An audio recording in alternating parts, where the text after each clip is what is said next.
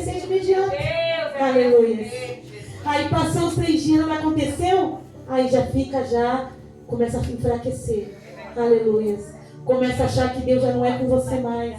Começa a achar que Deus já não está mais ligando para a sua aflição e para o que você pediu. Aleluia. Mas não é verdade. Cumpra. Porque Ele diz na palavra que temos que orar incansavelmente, de manhã, à tarde, à noite, o tempo todo, sem cessar. Ele não pediu para você orar uma vez, 2, está tudo certo, e eu vou sair dando bênção para todo mundo. Porque a bênção nós temos que buscar ela. Aleluia. Nós temos que lutar por ela. Nós temos que ser merecedores da nossa bênção. Porque a maior bênção nós já recebemos todos os dias, que é o nosso fôlego de vida. É a oportunidade de ter um dia diferente. Uma oportunidade de servir no reino do Pai. Aleluia. E muitas vezes passamos da hora que nós levantamos até a noite, até a hora de deitar. E muitas de nós, às vezes, nem conseguimos glorificar o nome do Senhor pelo fôlego de vida. Não conseguimos nem servir no reino e dar uma palavra. Porque estamos tão buscando entre nós o que nós precisamos, da nossa bênção, o que nós queremos, que não conseguimos compartilhar. Às vezes tem alguém que precisa do teu lado. Você está tão atribulado com as suas coisas que você tem para resolver, com as suas bênçãos que estão paradas, com as suas tribulações, que você não consegue olhar para o lado.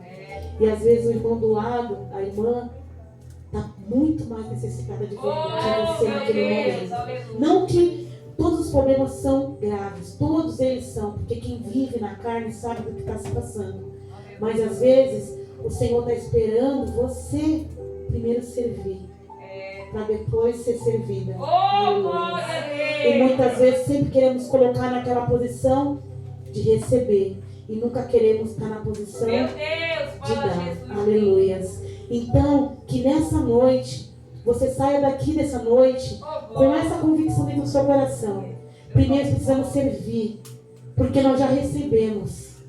Acordamos, abrimos nossos olhos, nós já recebemos do Senhor a maior bênção. Porque não existe bênção se você não estiver viva. Se você não conseguir concluir a sua manhã, não acordar e partir para a glória, não tem, ficou tudo parado. Os filhos ficaram, o trabalho, a casa que você queria, o aluguel, as contas, todas as suas aflições que estavam tirando a tua paz, ficaram. Então inicia seu dia glorificando o Senhor pela bênção que Ele já te deu. E olhe para o teu lado e veja o que o Senhor, o que Tu quer para mim nesse dia? O que Tu quer me usar nessa noite? O que Tu quer para mim nessa tarde, nessa manhã? Seja a hora que você estiver livre, que ajoelhar e falar assim: me usa, Senhor, me usa para a vida de alguém. Traga pessoas que eu possa, o que eu tenho passado, sirva como testemunho para fortificar outras vidas. Aleluia. Não somente receber, porque nós às vezes somos permitidos a passar por alguns tipos de provas para que venha testificar na vida de outras pessoas. Para que as pessoas venham saber o poder do Senhor na sua vida. Aleluia. Como foi o testemunho que a irmã deu a respeito do filho. Então, quando ela diz um testemunho desse para alguém que está lutando por um filho, um emprego, uma porta, aquela pessoa vai se sentir fortalecida nesse momento. Aleluia. Então, é importante tudo que passamos. Só que as bênçãos não caem assim do nada. É joelho, é oração, é perseverando, é na fé. Porque sem fé é impossível agradar ao Senhor. Aleluia. Então, porque aqui, nesse processo de Naamã, não é só a cura. O Senhor só não quer te dar um carro, uma casa própria, que você pague tua conta, que você tenha teus alimentos, que seu marido arrume um emprego, que ele saia das drogas, seu filho saia, talvez alguém tenha um filho que esteja preso, que esteja na dependência de algum vício, de álcool. Não é só isso que o Senhor quer. O Senhor também quer te usar como testemunho. Ele quer usar o teu familiar, o teu ente querido, teus familiares. Também que você orou, pagou preço, veio nas campanhas, teve aqui nos cultos, quer usar essa pessoa que está lá fora, que você vem orando, buscando por ela, quer ver ela aqui, dando testemunho, dizer: um dia a minha mãe estava aqui, clamando nessa igreja, meu pai estava aqui orando, clamando pela minha vida, e hoje eu sou salvo, para a honra e glória do Senhor, através desse lugar, através da minha mãe, do meu levar os pais para a igreja. É lindo, gente. Uma criança vir numa escola dominical e tá ali, às vezes envolvida, para às vezes porque serve um lanche, porque dá uma bolacha, mas a palavra tem alimentado ela. Aleluia. Tem alimentado ali. E a criança está recebendo aquela palavra. E o Senhor usa a vida dela para buscar os pais. E eu já vi crianças fazerem esse processo de estar ali, tendo um estudo de manhã nas igrejas de domingo. E aí os pais começarem a vir. A criança fala, vai lá, pai, vai lá. A pastora pediu para você estar lá. E nos pais, ou numa apresentação das crianças. E aquela família ser salva.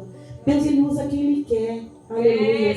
Ele não escolhe, Ele não tem os olhares como nós temos. Nós achamos, nós rotulamos pessoas. Irmãos, já tive um momento que eu estava de uma aflição tão grande na minha vida. E foi um morador de rua. Porque eu nunca contei meu testemunho aqui, mas um dia eu vou contar. Eu sou sobrevivente de 3 suicídios. Eu tentei 3 vezes contra a minha vida. E nesse dia eu estava numa pista lá na Praia Grande, que eu morava perto do Instituto Neymar, ali, né, perto da Guilhermina. E antigamente tinha um posto rodoviário, era só a pista, né? Não tinha as marginais. E eu tinha apenas 17 anos. E eu estava lá na pista, me olhava assim, e eu me via morta. Minha família toda são de outra religião espírita. E eu cresci dentro daquele lar, naquela situação. E eu ali, desesperada. E minha mãe dizia pra mim, se você um dia você quiser morrer, você não toma comprimidos, não, corta-pulso. Se joga embaixo de um caminhão bem grande, que é pra você não ficar dando trabalho. Aleluia. Então eu recebi muita palavra de maldição sobre a minha vida. E ali eu ia provar pra ela que eu ia morrer. E que eu não queria mais viver aquela vida. Eu só tinha apenas 17 anos. Uma vida inteira pela frente. O inimigo já lutava contra a minha vida. Eu já era muito rejeitada, muito afastada de tudo isso daí. E assim, e o Senhor, Ele nunca permitiu que fosse concluída essa tentativa de suicídio. E Ele usou um rapaz morador de rua. E aí ele foi. E eu vinha escutando a oração do Pai Nosso. E eu vinha e não tinha. E eu tentando escutar onde era aquela oração do Pai Nosso. E aquele rapaz morador de rua, ele me levantou do chão e falou, tá tudo bem com você, moça? Eu falei, tá. Aí ele falou, você tá um monte de tempo aí ajoelhada. E eu me vi morta, toda ensanguentada, passou um filme. E foi um livramento, porque eu olhei os faróis de longe e falei, quando aquele caminhão vier, eu me jogo. Só que antes de eu me jogar, eu fiquei no chão ajoelhada. E ali eu vi um filme da minha vida. E aí esse rapaz foi me conduzindo. Ele falou, onde você mora? Eu falei, na última rua. E era uma rua comprida e a minha era a última. E ele foi comigo, me levou até a porta da minha casa, para você ver o cuidado de Deus. E eu não conhecia o Senhor ainda. Eu conheci o Senhor, eu estava com 38 anos de idade. Aleluia. Então, para você ver o cuidado de Deus. Então, Ele cuida da gente. Só que tudo tem um processo, né? Eu tive várias oportunidades, porque assim, o Senhor já tinha colocado pessoas cristãs na minha vida. Só que pela falta de sabedoria, por eu viver aquele mundo da macumbaria, eu não tinha noção do que era. Todo mundo lá, quando vinha alguém falando palavra, afastava. Eu também aprendi que, não quero, eu sou de outra religião. Mas o Senhor sempre colocou, né, pessoas que eu conheci, tudo pessoas cristãs, mas eu não queria nem me envolver muito. Mas o Senhor já tinha dado a oportunidade para mim. Então era para ter muito tempo, já estar no caminho do Senhor. Mas demorou esse processo, porque eu mesmo não estava aberta. Até que um dia eu decidi, por tanto engano que eu tive, a minha filha Ana Luísa que está aqui, foi um fruto que o Senhor me deu para minha libertação. A minha filha Aninha, ela me trouxe assim, um fôlego de vida. Porque eu vivi uma vida embaraçada nas trevas, né? E ali, através de um engano que eles colocaram na minha vida, eu acabei engravidando da minha filha, incorporada com um dos demônios que fazia parte daquele lugar. E eu fiquei muito revoltada com aquilo, porque eu achei que foi uma invasão no meu corpo, invasão, tudo aquilo que aconteceu na minha vida, eu não aceitei. E assim, no primeiro susto que eu descobri que eu estava grávida, eu fui fazer uma operação, e na operação a médica falou, para ver o cuidado de Deus. Ela falou assim para mim, olha, moça, você só me volta aqui com o seu exame de ultrassom, porque se você não estiver grávida, eu rasgo meu diploma. Eu ri da cara dela, irmãs, porque eu falei, meu Deus, faz tanto tempo que eu me separei, não tem nem como, né? Eu tava ali só pela misericórdia, né? E eu falei, gente, impossível. Mas falei, bom, eu vou fazer o exame e vou trazer aqui, ela vai rasgar o diploma, porque... E chegou lá, eu tava grávida da minha filha, já ia completar 4 meses de gestação. Só que pra mim era impossível, porque como esse ato aconteceu, eu estava incorporada, não tinha como eu saber. Só uma irmã minha que sabia do que tinha acontecido. E quando ela me revelou depois, eu fiquei com muita raiva daquele lugar, com muita raiva de tudo aquilo. Mas tudo tem a mão do Senhor. E Ele me tirou. E olha, através de uma menina, usuária de crack. E eu fazia unha de porcelana, fui fazer a unha dela. E o primo dela teve um assalto na minha casa, levou tudo. Quando ela me viu, para você ver como é o agir de Deus, quando ela me viu, ela ficou assustada, porque ela só sabia do meu nome, mas nunca tinha me visto. E no dia, o que levou esse rapaz para o debate, porque foi um assalto feito no bairro, na favela, né? Então eu ia matar ele. Eu falei, da minha mão eu não quero. Eu não quero que ele roube das pessoas para poder me pagar, porque falou, ou ele paga ou ele morre. Eu falei, nem quero que ele morra pelas minhas coisas. E eu mudei de lá, era casa própria. Eu acabei vendendo a troco de banana, porque eu fiquei com medo de morar lá. E através dessa moça, eu fui lá fazer a unha, tomou um susto. Ela falou assim, ela não vai querer fazer minha unha, porque eu sou sobrinha do rapaz que roubou a casa dela. Eu falei, não, fique em paz, porque isso foi o seu tio que fez, não foi você, né? Eu não tenho nada contra, já perdoei ele, né? Não tenho mais nada. E fui fazer a unha. Só que quando eu fiz a unha dela, ela estava escutando um louvor da Bruna Carla. E eu gostei. E eu falei, nossa, tão lindo essas músicas. Isso é um louvor da Bruna Carla. E eu tava na macumbaria ainda. Mas assim, por medo, mas não por questão de eu querer, né? Por medo, porque se você sair e acontecer isso, e acontecer aquilo, eu tinha um pouco de medo. E aí o que aconteceu? Eu comecei a ouvir esses louvores. E eu gerei essa minha filha através dos louvores. Eu não entendia nada, porque eu não conhecia nada de Deus. Nada. Mas ouvir aquelas palavras, aquele louvor me trazia calma. E foi uma gestação muito difícil, porque eu já estava numa idade um pouco já avançada também.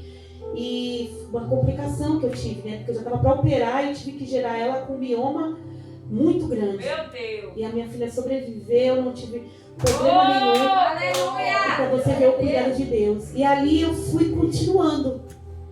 E aí quando eu estava nesse processo, eu separada, eu não quis mais. E aí o Senhor me abençoou de um trabalho, através de um amigo. E através desse trabalho, eu conheci o meu esposo, que é esse que está aqui hoje. Aleluia. E ele já era afastado dos caminhos do Senhor, mas veio de família cristã. Aleluia. Então, para você ver como Deus, Ele une propósitos. Ele não une pessoas, Ele une propósitos. Para cumprir o que Ele precisa. E através da minha vida, o meu esposo foi. Porque você vê alguém que veio da macumbaria. Eu nem tinha aceitado Jesus. Escutei uma palavra quando eu fui na igreja. E lá estava falando sobre a questão de um culto de ensino. Falando que não deveria ficar em fornicação. E explicando tudo para os irmãos. E eu falei, Senhor, se for para ele ser meu marido, ele vai vir para a igreja. Nós vamos casar. Eu quero tudo certinho. Eu quero fazer tudo com excelência. E eu não conhecia a palavra, irmãos.